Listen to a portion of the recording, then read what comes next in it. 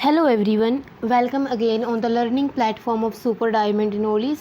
As you know guys that in our previous video we discussed the 15 questions of common English of STAT exam PRT 2017, and in our today's video we are going to discuss the CDP section, that is Child Development and Pedagogy. So let's start without any further delay. Question number 1 देखिए guys, क्या है? समानांतर खेल क्या है, यानी कि जो what is parallel play. Parallel play क्या होते हैं? समूह में खेलना, छोटे समूह में सहभागिता, रोल प्ले या अलग अलग खेलना। इसका जो करेक्ट आंसर है गाइस ऑप्शन नंबर 4, यानी कि अलग अलग खेलना। जो ये पैरेलल प्ले होते हैं ये एक करेक्टरिस्टिक है किस एज की? जो बच्चे 24 महीने से लेकर के 30 महीने तक के बीच के होते हैं वो अपने अपने अलग अलग खेलते रहते हैं। वो किसी दूसरे के व्यवहार से ना तो वो प्रभावित करते और ना ही वो अपने व्यवहार को प्रभावित होने देते। तो इसका जो करेक्ट आंसर है गाइस ऑप्शन नंबर 4 है। और ये करीब करीब 2 से 2.5 साल के बच्चे होते हैं जो समानांतर खेल खेलते हैं, यानी कि एक अपने अलग से अपनी अलग दुनिया बना के रहते हैं, वो अपने आप खेलते हैं। अलग अलग खेलना, इसका जो प्लेइंग सेपरेटली इसका करेक्ट आंसर होगा। क्वेश्चन नंबर 2 देखिए, विद्यालय में सह पाठ्येतर गतिविधियाँ क्यों आयोजित की जानी चाहिए? Why should co curricular activities be organised in school? ये संस्था की प्रसिद्धि में सहायक है, किसी जो इंस्टीट्यूशन है वो प्रसिद्ध हो जाएगी। ये छात्र के समग्र विकास में सहायक है। It helps in overall development of child. ये शुल्क लेने के यानी कि पैसे कमाने के लिए ठीक तरीका है। ये उन विद्यार्थियों के लिए महत्वपूर्ण है जो अध्ययन में रुचि नहीं रखते। ये उनके लिए कि जो बच्चे मतलब पढ़ना अच्छा लगता है उनके लिए है। इसका जो करेक्ट आंसर है गाइस ऑप्शन नंबर 2 है, यानी कि it helps in overall development of child. Option number 2 is the correct answer. Question number 3 देखिए, स्मृति स्तर के जो शिक्षण प्रतिमान के प्रतिपादक हैं वो कौन है? इस क्वेश्चन का जो correct answer guys option number 4 है, 1 है, sorry, John F Herbert. Herbert के द्वारा दिया गया है। ये लेवल्स ऑफ टीचिंग इनको बोलते हैं कि शिक्षण के स्तर। सबसे पहला होता है ये स्मृति स्तर यानी कि मेमोरी लेवल, जो सेकंड होता है अंडरस्टैंडिंग लेवल, और थर्ड होता है रिफ्लेक्टिव लेवल। ये लेवल्स ऑफ टीचिंग और टीचिंग एप्टीट्यूड का बड़ा ही इंपॉर्टेंट टॉपिक है, ये भी आप इसको गो थ्रू कर लेना। HMH के द्वारा आप इसको याद कर सकते हो, HMH, HM और H। जो मेमोरी लेवल है वो हर्बर्ट के द्वारा दिया गया है, और जो अंडरस्टैंडिंग लेवल है वो मॉरिसन के द्वारा दिया गया है, और जो रिफ्लेक्टिव लेवल है वो हंट के द्वारा दिया गया है। नेक्स्ट क्वेश्चन देखिए, क्वेश्चन नंबर 4, मानसिक वृद्धि एवं विकास निम्न में से किस कारक द्वारा नियंत्रित है? आनुवंशिकता, आनुवंशिकता एवं पर्यावरण कारक, केवल पर्यावरण कारक, इनमें से कोई नहीं। जो मेंटल ग्रोथ और डेवलपमेंट है वो हेरिडिटी और एनवायरनमेंट दोनों के द्वारा प्रभावित होती है। तो इस क्वेश्चन का जो करेक्ट आंसर है गाइस ऑप्शन नंबर 2 है। नेक्स्ट क्वेश्चन देखिए, अधिगम के नियम के तहत तत्परता का जो नियम है वो किसके द्वारा दिया गया है? ये सबको पता है, बड़ा कॉमन सा क्वेश्चन है। ये एडवर्ड एल थॉर्नडाइक के द्वारा दिया गया है। ऑप्शन नंबर 1 इस क्वेश्चन का करेक्ट आंसर है। क्वेश्चन नंबर 6 देखिए, निम्नलिखित में से कौन बालक में नैतिक मूल्यों के विकास में महत्वपूर्ण भूमिका निभाता है? प्रार्थना सभा, सही सामाजिकरण, बुद्धि, या फिर सभी विकल्प सही है? ऑप्शन नंबर 4, यानी कि जो सारे ही जो ऑप्शन है वो सही हैं। हमारा जो आंसर होगा ऑप्शन नंबर 4 होगा। जो प्रार्थना होती है सुबह मॉर्निंग में करवाई जाती है असेंबली, वो भी हेल्प करती है बच्चों में जो मोरल वैल्यूज़ है उनको डेवलप करने में। उनका जो प्रॉपर सोशलाइजेशन है वो भी हेल्प करता है, और उनकी जो खुद की बुद्धि है उसके द्वारा भी उनके जो मोरल डेवलपमेंट है वो अच्छे से होता है। तो ऑप्शन नंबर 4 इस क्वेश्चन का सही आंसर है। क्वेश्चन नंबर 7 देखिए, ये हम कर चुके हैं, ये पेज रिपीट है इस PDF में। किस बुद्धि लब्धि स्तर का बालक सामान्य बुद्धि वाला कहलाता है? 70 से 79, 80 से 89, 90 से 109 या 110 से 119? इसका जो करेक्ट आंसर है ऑप्शन नंबर 3 है, यानी कि 90 से 109 वाले बच्चे को सामान्य बुद्धि वाला बालक कहा जाता है। क्वेश्चन नंबर 8 देखिए, निम्नलिखित में से कौन सा उत्तर बाल्यावस्था का लक्षण है? हठी, समय की संकल्पना, सामाजिक संकल्पना, या फिर वीर पूजा? इस क्वेश्चन का जो करेक्ट आंसर है ऑप्शन नंबर 1 है, यानी कि वो हठी होता है उत्तर बाल्यावस्था में।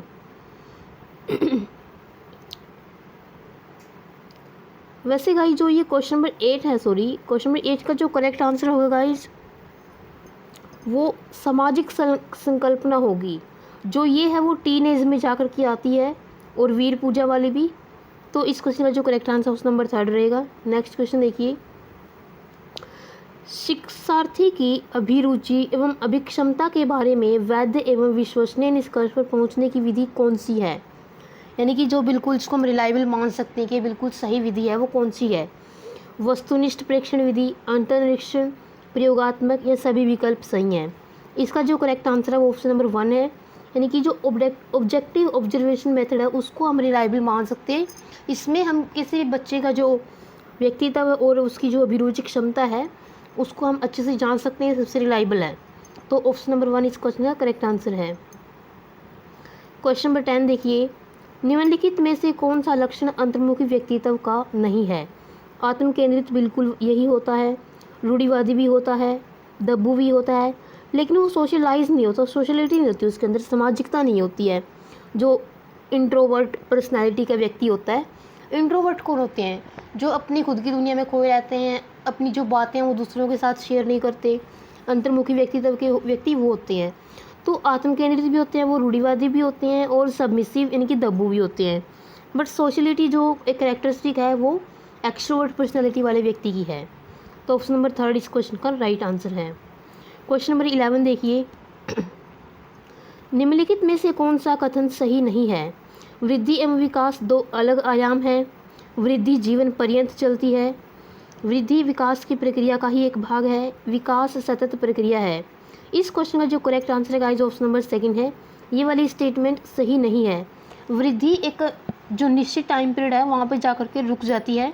यदि ऐसा होता कि वृद्धि जीवन पर्यंत चलती रहती तो किसी की हाइट खत्म ही नहीं होती। मतलब जो जितने लंबा टाइम तक जिएगा, जिसकी जो ज़िंदगी ज़्यादा लंबी होगी उसकी हाइट भी सबसे लंबी होगी। तो जो वृद्धि है वो जीवन पर्यंत नहीं चलती, विकास जीवन पर्यंत चलता रहता है। ये वूम टू टूम चलता है। ऑप्शन नंबर 2 इसका करेक्ट आंसर है। बाकी की स्टेटमेंट सभी सही हैं, बट जो सेकंड में ऑप्शन में है वो गलत है, और हमने गलत को ही चुना था, सही नहीं है के बारे में हमने बताना था। क्वेश्चन नंबर 12 देखिए, बालकों में व्यक्तिगत भिन्नता के लिए निम्नलिखित में से कौन सा कारक जिम्मेदार है? माता पिता की मनोवृत्ति, बुद्धि, नस्ल, स्थान। गाइज इस क्वेश्चन का जो करेक्ट आंसर है गाइज वो एनवायरनमेंट और हम हेरिडिटी को दे सकते हैं, बट वो ऑप्शन में नहीं है।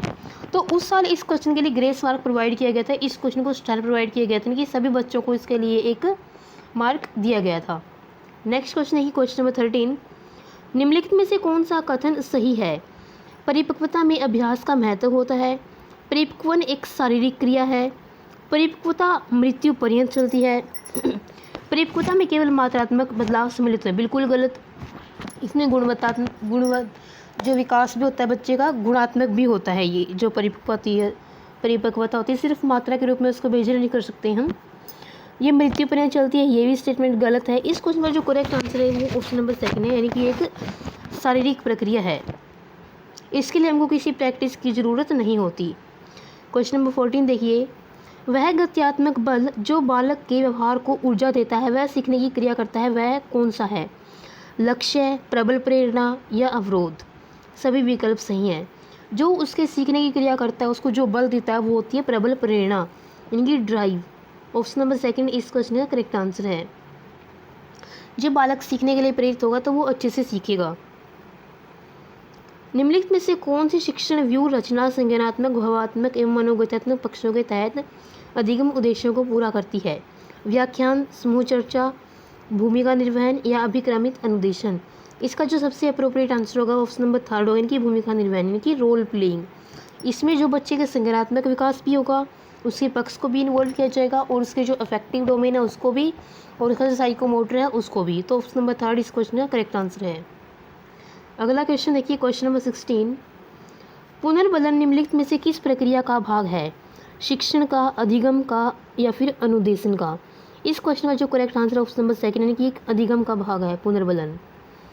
क्वेश्चन नंबर 17, जीन पियाजे ने संज्ञानात्मक विकास की कितनी अवस्थाओं की व्याख्या की है? जीन पियाजे ने 4 अवस्थाओं की व्याख्या की है, और जो जीन पियाजे की थियरी है, थ्योरी ऑफ कॉग्निटिव डेवलपमेंट, ये इसी चैनल पर करवाई गई है। आप जो चाइल्ड डेवलपमेंट एंड पेडागोजी के नाम से प्लेलिस्ट है उसको विजिट कर सकते हैं। उसमें आगे भी जो इम्पोर्टेंट थियरीज़ हैं जो एस्टेट और अदर टीचिंग एग्ज़ाम से पूछी जाती हैं वो करवाई जाएंगी। नेक्स्ट क्वेश्चन है गाइस, क्वेश्चन नंबर 18, निम्नलिखित में से कौन सी कार्य सूचक क्रिया भावात्मक पक्ष की नहीं है? स्वीकारना, आज्ञा पालन करना, फ़र्क करना, प्रभावित करना। ऑप्शन नंबर 3 इस क्वेश्चन का करेक्ट आंसर है। ये भावात्मक पक्ष की नहीं है। स्वीकारना, आज्ञा को पालन करना और प्रभावित करना ये सभी अफेक्टिव डोमेन के अंतर्गत आती हैं। नेक्स्ट क्वेश्चन देखिए, क्वेश्चन नंबर 19, निम्नलिखित में से कौन सा कथन सही नहीं है? मेधा एवं सृजनात्मकता एक दूसरे के पर्यायवाची हैं। एक मेधावी बालक हो सकता है, सृजनात्मक न हो, बिल्कुल सही है ये स्टेटमेंट। एक सृजनात्मक बालक ऊंचे दर्जे का मेधावी हो सकता है, ये भी सही है। सृजनात्मकता का पोषण किया जा सकता है, ये भी सही, क्रिएटिविटी को बढ़ाया जा सकता है। इसमें जो स्टेटमेंट सही नहीं है वो ऑप्शन नंबर 1 में है और ऑप्शन नंबर 1 ही हमारा करेक्ट आंसर है। नेक्स्ट क्वेश्चन देखिए, क्वेश्चन नंबर 20, निम्नलिखित में से कौन से पर्यावरणीय कारक व्यक्तित्व को प्रभावित करती हैं? सामाजिक कारक, सांस्कृतिक कारक, आर्थिक कारक या सभी विकल्प सही हैं? ये जो सभी ही कारक हैं जो इन चारों ऑप्शन में दिए गए हैं ये एनवायरमेंटल फैक्टर्स हैं जो कि किसी की भी पर्सनालिटी को अफेक्ट करते हैं। तो ऑप्शन नंबर 4 इस क्वेश्चन का करेक्ट आंसर है। क्वेश्चन नंबर 21 देखिए, ज्ञानी ने अपनी पुस्तक दी कंडीशंस ऑफ लर्निंग में सीखने के कितने प्रकार बताए हैं? सीखने के 8 प्रकार बताए गए हैं ज्ञानी के द्वारा। और ये भी क्वेश्चन पूछा जा सकता है इस एग्जाम में कि जो पुस्तक है द कंडीशंस ऑफ लर्निंग ये किसके द्वारा दी गई है? ये ज्ञानी के द्वारा दी गई है। क्वेश्चन नंबर 22 देखिए, शिक्षा मनोविज्ञान की विषय वस्तु निम्न में से किन मुख्य कारकों के ओतप्रोत घूमती है? शिक्षार्थी एवं अधिगम अनुभव, शिक्षक एवं अधिगम प्रक्रिया, अधिगम परिस्थितियाँ या फिर सभी विकल्प सही हैं? इस क्वेश्चन का जो सबसे अप्रोप्रिएट आंसर ऑप्शन नंबर 4 है, यानी कि शिक्षार्थी के और अधिगम अनुभव के भी और शिक्षक के भी और जो लर्निंग सिचुएशंस हैं उनके भी। तो all the options are correct. Option number 4 इस क्वेश्चन का करेक्ट आंसर है। क्वेश्चन नंबर 23 देखिए, निम्नलिखित में से कौन सा अनौपचारिक शिक्षा का स्रोत नहीं है? माता पिता द्वारा दी गई शिक्षा ये भी अनौपचारिक शिक्षा का स्रोत है। पास पड़ोस द्वारा दी गई शिक्षा ये भी अनौपचारिक, साथियों के समूह के द्वारा जो प्राप्त होती है शिक्षा वो भी अनौपचारिक है। लेकिन जो कक्षा कक्ष में दी गई है वो औपचारिक शिक्षा का एक भाग है। फॉर्मल एंड इनफॉर्मल एजुकेशन इसको बोला जा सकता है। औपचारिक तो वो होते हैं जो हम स्कूल कॉलेजों में फिर किसी कोचिंग सेंटर से लेते हैं, और अनौपचारिक वो होते हैं जो हमें अपने फैमिली मेम्बर्स से मिलती हैं। फॉर एग्जांपल हम जब घर पे रहते हैं तो हमारे पेरेंट्स हमको सिखाते हैं कैसे खाना है, कैसे उठना बैठना चलना बोलना होता है। तो ये सभी अनौपचारिक शिक्षा का एक भाग होता है। क्वेश्चन नंबर 24 देखिए, निम्नलिखित में से कौन सा आंतरिक अभिप्रेरणा का उदाहरण है? विद्यालय फुटबॉल टीम में चयन होना ये बाहरी जो प्रेरणा का उदाहरण है। स्वयं के लिए समस्या का समाधान करना ये है आंतरिक अभिप्रेरणा का उदाहरण। हमारा जो आंसर होगा क्वेश्चन नंबर 24 का वो ऑप्शन नंबर 2 ही होगा। जन्मदिन पर पोशाक मिलना सभी विकल्प से, इसका जो करेक्ट आंसर है ऑप्शन नंबर 2 है। यानी कि जब किसी भी चीज़ की जो प्रेरणा का स्रोत हमारे अंदर हो तो वो आंतरिक प्रेरणा होती है, और जब बाहर से हमको कोई चीज़ मिले तो बाह्य प्रेरणा का उदाहरण होती है। क्वेश्चन नंबर 25 देखिए, निम्नलिखित में से कौन सी विधि प्राथमिक स्तर पर शिक्षण के लिए उपयुक्त नहीं है? समस्या समाधान बिल्कुल सही है ये। गतिविधि तो सबसे सही है क्योंकि एक्टिविटी के माध्यम से बच्चे सबसे ज़्यादा जल्दी सीखते हैं। व्याख्यान विधि कोई अच्छी विधि नहीं है। लेक्चर मेथड से बच्चे उब जाएंगे, वो पढ़ाई में इंटरेस्ट बिल्कुल भी नहीं रखेंगे। तो ऑप्शन नंबर 3 इस क्वेश्चन का करेक्ट आंसर रहेगा। क्वेश्चन नंबर 26 देखिए, शिक्षा मनोविज्ञान अधिक बल देता है शिक्षक केंद्रित शिक्षा पर, छात्र केंद्रित शिक्षा पर, या पाठ्यचर्या केंद्रित शिक्षा पर, या स्कूल केंद्रित शिक्षा पर? जो शिक्षा मनोविज्ञान है वो छात्र केंद्रित शिक्षा पर बल देता है। Option number 2। जो ये शिक्षा होती है वो बच्चों के लिए होती है, बच्चे शिक्षा के लिए नहीं होते।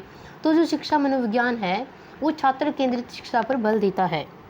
क्वेश्चन नंबर 27 देखिए, कक्षा में शिक्षण सहायक सामग्री का उपयोग किया जाता है विशिष्ट अधिगम परिस्थितियां निर्माण के लिए, शिक्षक के बोझ को कम करने के लिए बिल्कुल नहीं, कक्षा में अनुशासन बनाए रखने के लिए बिल्कुल भी नहीं, शिक्षण में आवश्यक होने के नाते। विशिष्ट अधिगम परिस्थितियों का निर्माण करने के लिए ही जो शिक्षण सहायक सामग्री है, जो टीचिंग लर्निंग मटेरियल TLM का इस्तेमाल किया जाता है, creating specific learning conditions. Option number 1 is the correct answer. Question number 28 देखिए, निम्नलिखित में से कौन सा आयाम मानसिक विकास के तहत आता है? भाषा, आकार, अनुराग या फिर ईमानदारी? क्वेश्चन नंबर 28 का जो करेक्ट आंसर है गाइस ऑप्शन नंबर 1 है। जो भाषा होता है वो मानसिक विकास के तहत आता है। क्वेश्चन नंबर 29, वह अवस्था जब बालक अपने अभिभावकों के साथ कम आनंदित होता है संबंधित है, उसके किस विकास से संबंधित है? शारीरिक विकास से, मानसिक विकास से, भाषा विकास से, सामाजिक विकास से। तो गाइज जो ये चीज़ है वो संबंधित है उसके सामाजिक विकास यानी कि सोशल डेवलपमेंट से। Option number 4 is the correct answer. Question number 30 देखिए, निम्नलिखित में से किसी व्यक्तित्व की नैतिकता वाली भुजा कहेंगे? उपाह, इड, आत्म, ईगो, प्राह, सुपर ईगो, इड तथा सुपर ईगो। इस क्वेश्चन का जो करेक्ट आंसर है गाइज वो है सुपर ईगो। व्यक्तित्व की नैतिकता वाली यानी कि जो बिल्कुल सही के रास्ते पर चलता है। इसमें गाइज 3 होते हैं, एक तो होता है इड, एक तो होता है ईड इसमें, और एक होता है ईगो, और एक होता है गाइज सुपर ईगो। जो ईड होता है वो सिर्फ अपनी खुद की खुशियों के लिए ही बहाने ढूंढता है। उसको किसी को भी नुकसान हो तो उससे कोई फ़र्क नहीं पड़ता। ईड सिर्फ खुद की संतुष्टि देखता है। और जो ईगो होता है वो दोनों के बीच का काम करता है, यानी कि वो ये भी देखता है कि इसको भी दुख ना पहुँचे और उसको भी दुख ना पहुँचे। लेकिन जो सुपर ईगो होता है वो सबसे सुपर होता है, सबसे ऊपर होता है। वो सिर्फ जो सही है उसको सही को सही ही मानेगा, चाहे किसी को कुछ नुकसान होता हो, चाहे किसी को कुछ नुकसान ना होता हो। सो गाइज़ ये थे CDP के 30 क्वेश्चन जो हमने इस वीडियो में डिस्कस किए। यदि वीडियो आपको पसंद आती है तो वीडियो को लाइक और शेयर करना ना भूलें। And also make sure to subscribe our YouTube channel. Bye bye, have a nice day, thanks for watching the video.